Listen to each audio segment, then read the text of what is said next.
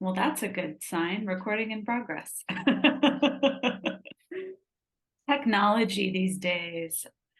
So how have you been? It's been a couple of years since I last saw you here in San Francisco. You played the Halloween show in the Mission, which was incredible. And yeah, so just let us know what you've been up to the past couple of years. Oh, well, mainly I've been working on a book about the band, me and my sister Valerie, and also working on a documentary that's scheduled to be released in May. And, writing music also on the last album is always the last album, but this is it. And basically just touring. That's amazing. And you're going to be here in San Francisco next week. You're going to be playing at the Great American Music Hall, a fantastic venue, one of my favorites. Have you guys played there before? Yes, we played there once before, and I love it. It's so intimate, right? Yeah, and the whole architecture of it is really interesting. So I enjoyed when we played there last time. Yeah, well, we're looking forward to it. And I believe Fake Fruit is going to be opening, or they're one of the opening acts. Okay, I'm not too aware of the band, but I'm sure they picked somebody that will flow good with ESG. Yes, they sound like they're an appropriate fit for sure. So tell us more about the documentary and what people can expect or look forward to. Well, it's really like it's funny because I have old film from when we first got our instruments, myself and my sister Valerie, and that Christmas day, and you'll see her tapping on her drums compared to today banging on those drums, and Mhm. it's like family footage and uh, afros.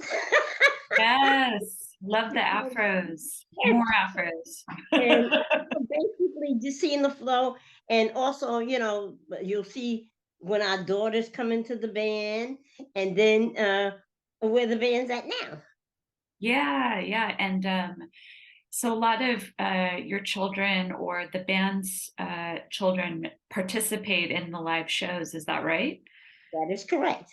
Oh, that's so amazing. And I think some of them were at the show in October 2019 when I last saw you guys. It was a magical experience. I think because it was the first time I'd seen ESG. I didn't really know. I had an idea, but you never really know till you experience it, right? And it was just the vibe and people enjoying themselves. And that was like one of the memories that I held on to the past couple of years, to be Well, that's honest a with good you. memory. And the dancing, because Yeah. we want to make you dance, and that's our goal, that you dance and have a good time. Yes, absolutely. So is this going to be your last tour, the last album? Yes, it's really supporting the documentary more than the album, because I want to make sure it's put out there and put out there the way we wanted to put it out there, because you have so many people and they want to come in and tell you about your life. Oh yeah. Oh yeah. No, it's really interesting that you say that. There's something that I wanted to bring up and you can answer, you can just be like, I don't know. But I was listening to the radio yesterday because I was in a Uber and I never listen to the radio anymore. I need to start listening to it again. So one of the local stations here, The Bone, I think it's more like a classic rock station. He was playing Pat Benatar, love Pat Benatar, and he was giving the backstory of the album and how the record producer or the record label who was assigned to them at the time, Chrysalis Records. The label guy was from London. I believe his name was Terry Ellis. He flew all the way from London to Los Angeles while she was recording the album and was berating her and telling her what to do with the album. And this was 40 years ago. So I don't know if you had any experience with that or if that's just commonplace or if you had any thoughts on that. Because I was like, wow, you don't hear about that kind of stuff, you know? Oh, yeah, it's very commonplace. I actually not only had a management, but also engineers in the studio telling me what, and I'm paying them. And I'm like, are you like, and I just come right out, are you out of your mind? And I went down to the office of and I said, he got to go. You need to get somebody up here because nobody's going to disrespect me when I'm doing my music. So, yeah, that's messed up. Okay. And that's one of the things. And that's why we never signed to a major label because nobody was going to tell me what to do. Amen. That's why I love, that's what I was thinking. I was like, maybe she could just go to I mean, she wouldn't have had the same career, right? Going, to an independent label, but it was an option to her. I wonder what would have happened if she had done that. But I know things are different now. But Yeah. And I'm going to say, think about now if we had the options that were available back then, to be able to go on the internet or make your own website and make your own music and do it your way. I think things would have been a lot different. Well, I hope you change your mind and you still make music. So that's my wish in 2023. We're gonna have, during this performance, a lot of surprises. Oh, that's exciting. Like guest musicians, guest vocalists, or like that gentleman in the background. Yes.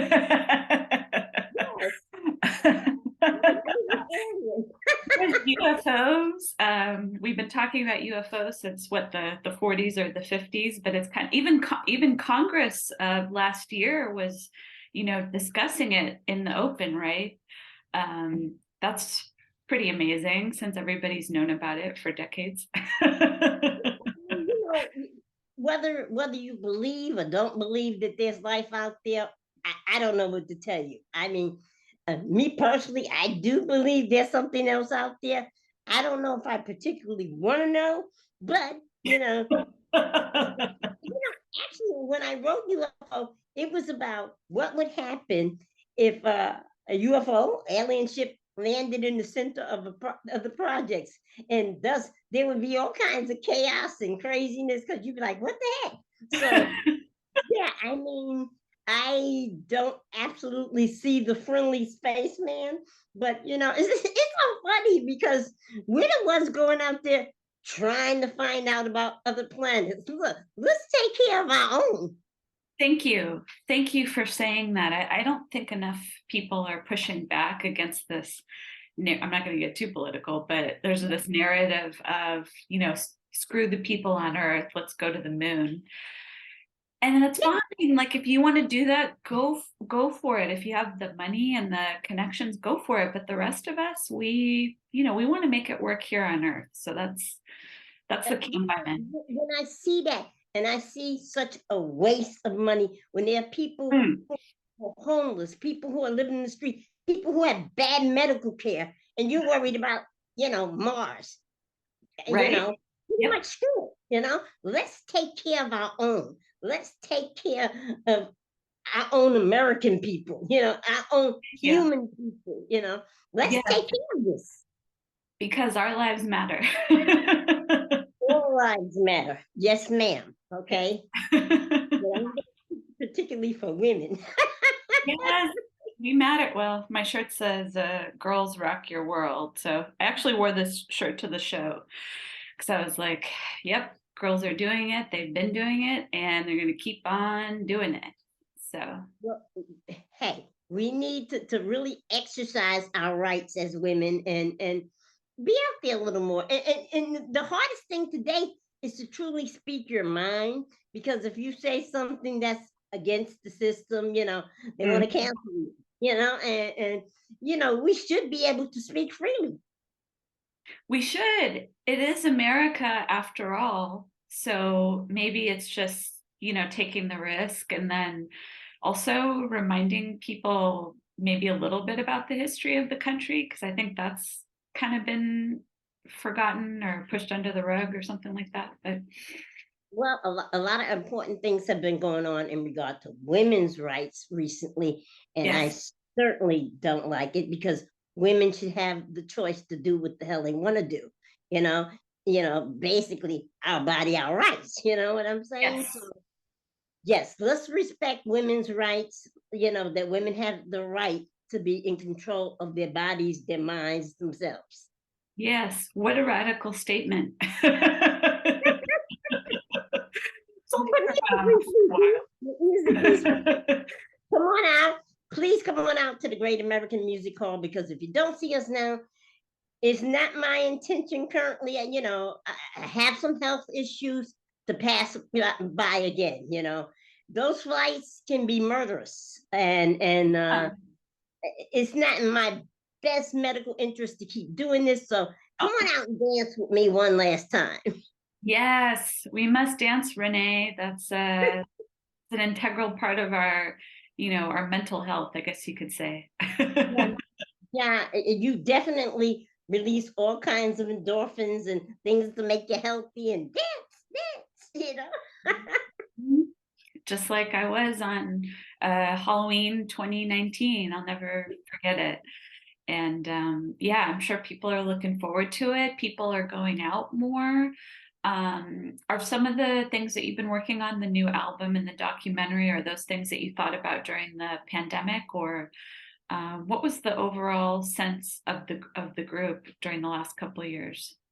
Oh, well, I mean, during the pandemic, everybody was home. But yes, I always kept writing music, and you know, just that was just a whole interesting blow of America, and to see where we were. But guess what? Like everything, we got up, we survived, we're still dancing. Yes, it's ending positively because, some of us, at least I'd like to think most of us, are getting back out there and wanting to experience things in the real world as much Yes, as possible. yes, yes. I mean, if you think about a person like myself, a woman of my age, I mean, that was a hell of an experience, because we've forever been able to get out and go out and, not have to just be inside. It Right. was, that was a terrible part. But guess what? It's gone. We're moving on. I do realize we still have to live with some of the blowback of what happened, but America is strong, and America is going to, we're always going to get through it. That's us. And us women are strong, and we're going to get through this BS that's going on. And That's what I was thinking about that last night when I was listening to some of your back catalog, make no sense. Uh, yeah, for instance, what was the inspiration for that song in particular? Because I feel like it's relevant even now. A lot of the songs that you wrote back then are still relevant, but that one yes. in particular.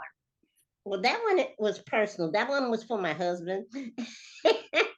He's no longer with us, but he inspired a lot of my songs. But it was just like sometimes the simple and silly things we do. Okay, I mean, we also have to take responsibility for our lives ourselves. Yep. And the important thing I always tell the youth: educate yourself. Educate yourself so you're nobody's fool. Women, importantly, educate yourself. And it's sad for the women that live in systems that are not allowed to educate themselves. So, we need to see the wrong, say it's wrong, stand up. That's all you can do. That's all you can do. I like what you said about educating yourself, meaning you don't necessarily, I would argue, a lot of my education came from reality, not necessarily in an institution. I've been thinking about that more. I mean, don't get me wrong, I'm glad that I went to college. I'm glad I got, the socialization part of it versus what's been going on for young people recently. So I'm glad, I'm grateful that I had that experience.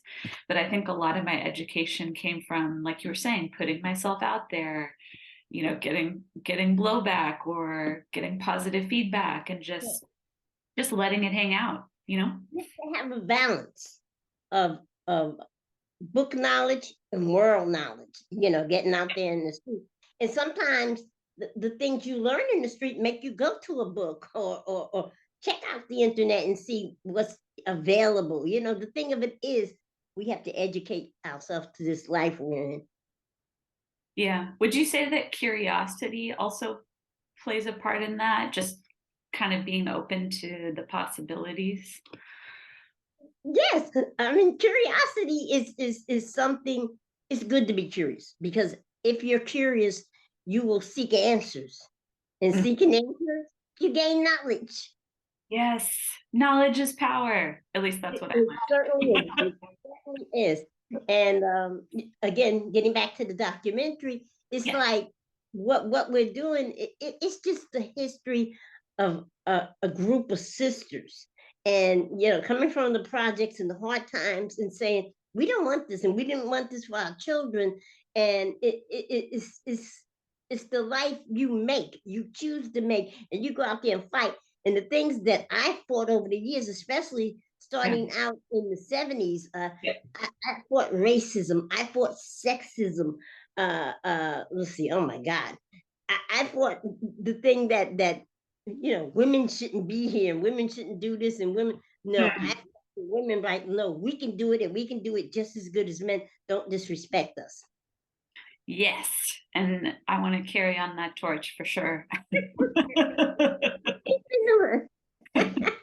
That's interesting that you brought up about, hard times in the 70s. A lot of people think of, Studio 54 and Saturday Night Fever, which was, a landmark achievement or a sign of the times or whatever. But a lot of times people gloss over, Times Square wasn't always, how it is today, right? Do you? No, it wasn't. And plus, Studio 54, it's like, who could afford to get in there? And that was for an elite class of people.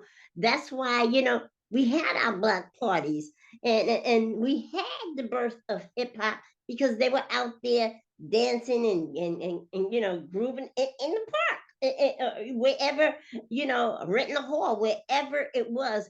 We weren't at Studio 54. Mhm. It was like a who knows who. And do you see any similarities between now and just the economic situation back then? Unfortunately, yeah, and that's not a good thing. But you can only hope that we choose to get out there, get involved, and help to change some of these things. Change is not going to happen without people making it happen, you know? Mm-hmm. And to understand your power if you unite together with the same minded like people. Yes, we've got to band together. You also have to create bands too. I know there's a lot of them out there, but what would be some advice that you would give to musicians that are just starting out or people are wondering if they should get back out there again? What would be your wisdom to instill in them?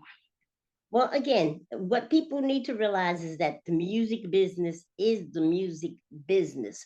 So Hmm. you have to educate yourself.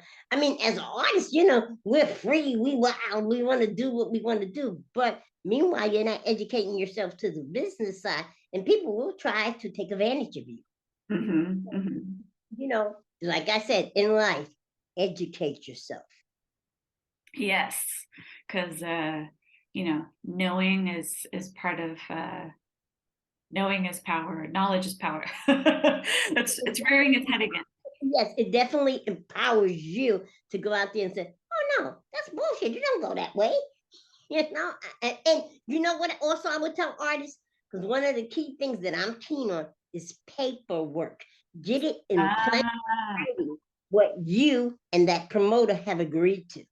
that's so true. That's something I've learned too. I started a business during the pandemic and I didn't have a contract.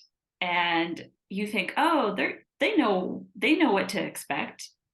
Oh, you can tell them till you're blue in the face and they will make up all kinds of crap. There you go. As you see, that carries across in every line of work. Get it and write it, make it clear and concise. If it's too much for you, say to them, no, I want this in simple English. There you go. The American English or the King's English? Just kidding. Well, I'm American, so hey.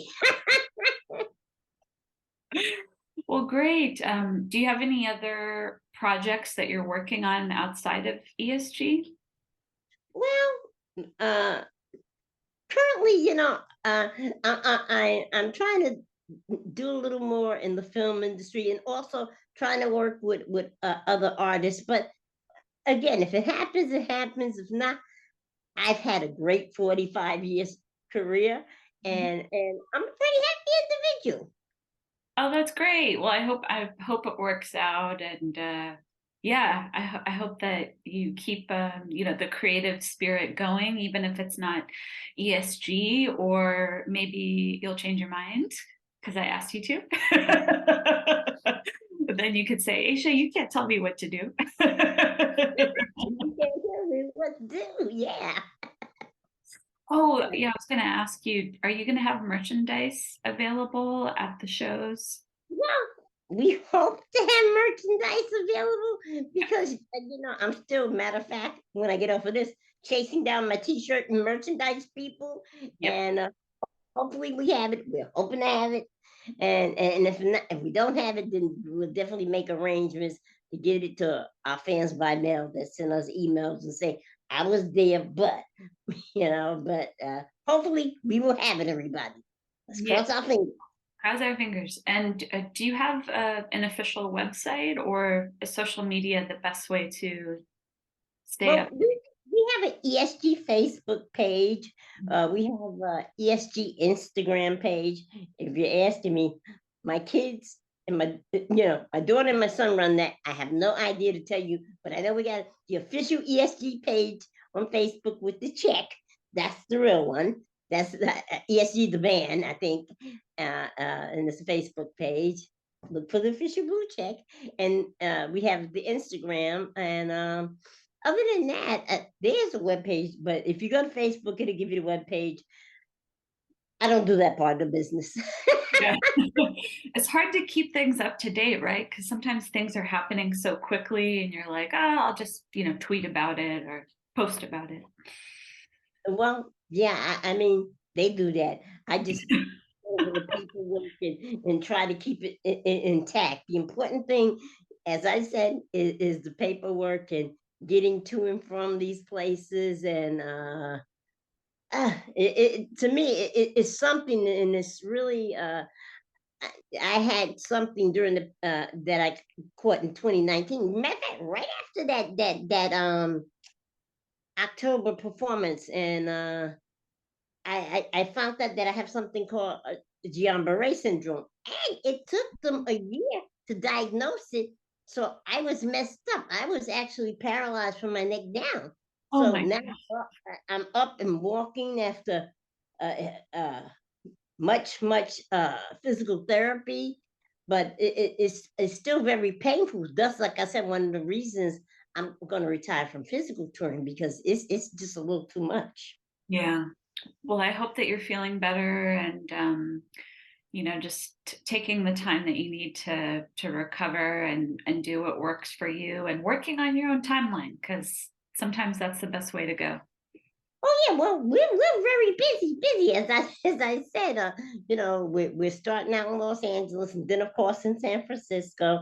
Now we got some shows in Portland, Seattle, Nice. we're here in Portland, and a lot of things coming up. And then in May, at the time of the release, we actually go over to the UK. So Oh, and then there's a lot of things lining up in between. So I hope to do the majority of the shows, the final shows in the States.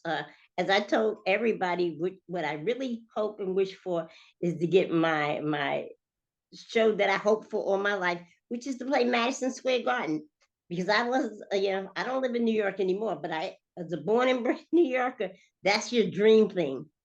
it's so incredible. I've been there. I'm sure you've been there too, to see, Yes, other yes. acts. It's just, I think I've been there twice, but each time, like once when I was a teenager and then once as an adult, and I'm like, this is crazy fun.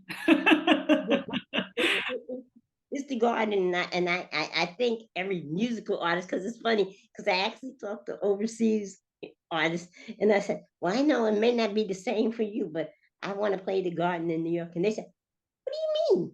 It's the garden. Who doesn't want to play it?" And I start laughing because I didn't know that was their dream thing. But it's definitely yes, G's dream thing. If I could do that, I've come full circle, and I'll be happy. Yes, well, we'll see what we can do to make that happen. Now, everybody, please come out to the Great American Music Hall, and that's on Saturday the 14th. Mhm. ESG, ESG, and you will dance. You will have a great time. You will have fun. Yes, I can confirm that for sure.